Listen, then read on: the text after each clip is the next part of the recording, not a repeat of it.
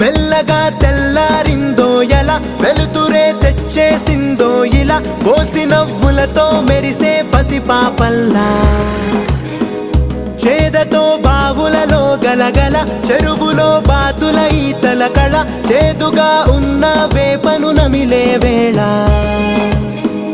చుట్ట పొగ మంచుల్లో, చుట్టాల పిలుపుల్లో, మాటలే కలిపేస్తూ మనసారా మమతల్ని పండించి అందించు హృదయంలా.